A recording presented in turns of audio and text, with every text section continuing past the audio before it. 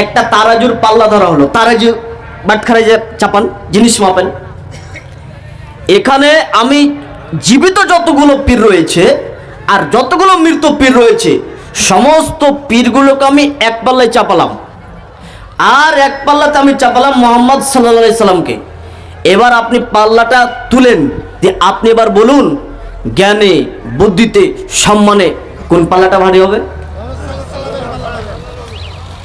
তাহলে এই কথাতে আপনি তাহলে একমান হলেন যে আল্লাহ নবী যেই পাল্লাটা আছে সেই পাল্লাটা সব থেকে ভারী হবে। এবার চলুন তাহলে পীরের কথা বাদ দিই, আসুন নবীর কাছে। আল্লাহ নবী মারা গেলেন, হুসাইন রাদিয়াল্লাহু তাআলা আনহুকে আপনার কারবালার মাঠে শহীদ করা দেওয়া হয়েছিল, 10ই মুহররম শহীদ করে দেওয়া হয়েছিল। তো ইয়াজিদের লোকেরা সেখানে যে মারলো, আল্লাহর নবী একবারও ওই লোকদেরকে স্বপ্ন দেখে বলল না ইয়াজিদ হচ্ছে মুআবিয়ার ছেলে, মুআবিয়া একজন সাহাবী, আর তার ছেলে হচ্ছে ইয়াজিদ, ইয়াজিদ হচ্ছে একজন তাবেঈ। তো তাদের লোকেরাও মারলো, তা আল্লাহর নবী একবারও ওদেরকে স্বপ্ন দেখালো না যারে ওটা হচ্ছে আমার নাতি, খবরদার একে তোমরা মারিও না। তার মানে তিনি স্বপ্ন দেখার ক্ষমতা রাখেন না। পীরের কথা আমি বলছি না, নবী মুহাম্মদ সাল্লাল্লাহু আলাইহি ওয়াসাল্লামের কথা বলছি, পীর তো বহুত দূরে থাক। আচ্ছা, আব্দুল কাদের জিলানীর কবর কোথায় আছে? ইরাকের বাগদাদে।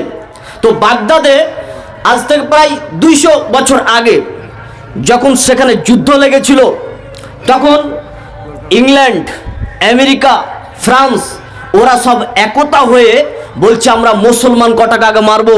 কোথায়? বলে ইরাকে আগে বম ফেলতে হবে। তাহলে ইরাকে বম ফেলতে গেলে কি করব? তখন কিছু কিছু দেশকে বললো শোনো, তোমরা বলবা যে আমরা বাগদাদের মুসলমানদের আমরা অত্যাচার সহ্য করতে পারবো না, এত অত্যাচার আমরা সহ্য করতে পারবো না, এইভাবে তোমরা শুধু মুখে বলবা আর আমরা বম ফেলে মুসলমান কটাকে আমরা মেরে ফেলে দেবো ইরাকের। তা আব্দুল কাদের জিলানীর কবর রয়েছে ওই ইরাকের বাগদাদে। তো সেখানে অনেকগুলি বম পড়লো, তিনার কবর ভেঙে চলে গেল। তিনি কবর থেকে একটাও বম কাটাতে পারলেন না। না, তার মানে মৃত্যু অবস্থায় মানুষের ক্ষমতা কোনো আর থাকে না, তখন তিনি আমাদের কাছ থেকে আরো চাই, দোয়া চাই। আমরা যখন নবীর নাম বলি তখন আমরা কি বলি? সাল্লাল্লাহু আলাইহি সাল্লাম। এটার কি, এটা আমরা কি বলি? মানে এটা যে আমরা বলি ওনাকে সম্মান জানাই, তাই না? এটা সম্মান অসম্মান এটা নয়, এটার মানে হচ্ছে দোয়া দেওয়া।